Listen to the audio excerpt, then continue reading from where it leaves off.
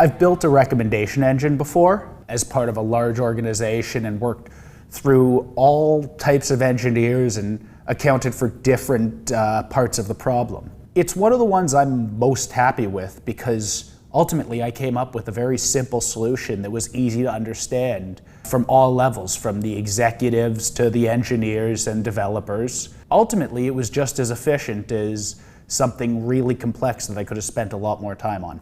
Back in university, we have a problem that we wanted to predict algae blooms.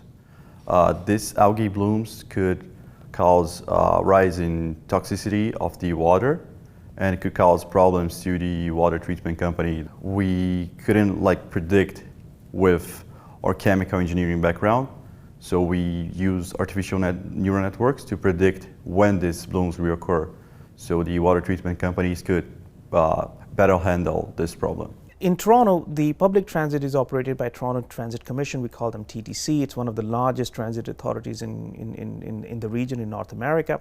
And one day they contacted me and said, we have a problem. And I said, okay, what's the problem? I said, well, we have complaints data and we would like to analyze it and we need your help. I said, fine, I'll be very happy to help. So I said, how many complaints do you have? They said, a few. I said, how many? Maybe 500,000. I said, well, let's start working with it.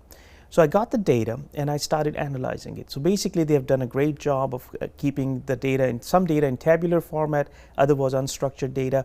And in that case, tabular data was when the complaint arrived, who received it, what was the type of the complaint, was it resolved, whose fault was it.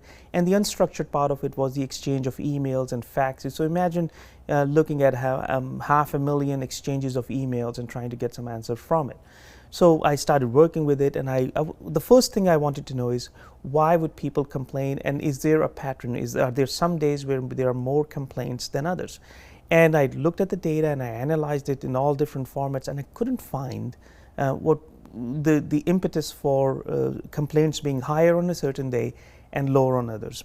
And it continued for maybe a month or so, and then one day I was getting off the bus in Toronto, and I was still thinking about it, and I stepped out without looking on the ground, and I stepped into a puddle of water, and now I was sort of ankle deep into water, and it was just 1 foot wet and the other dry, and I was extremely annoyed. And I was walking back, and then it hit me, and I said, well, wait a second. Today it rained unexpectedly, and I wasn't prepared for it. That's why I'm wet, and I wasn't looking for it. What if there is a relationship between extreme weather and the type of complaints TTC receives? So I went to the Environment Canada's website and I got data on rain and precipitation, wind and the like. And there I found something very interesting. The 10 most excessive days for complaints, the 10 days where people complained the most, were the days when the weather was bad. It was unexpected rain, an extreme drop in temperature, too much snow, very windy day. So I went back to the TTC's executives and I said, I've got good news and bad news. So good news is I know why people would complain excessively on certain days. I know the reason for it. The bad news is there's nothing you can do about it.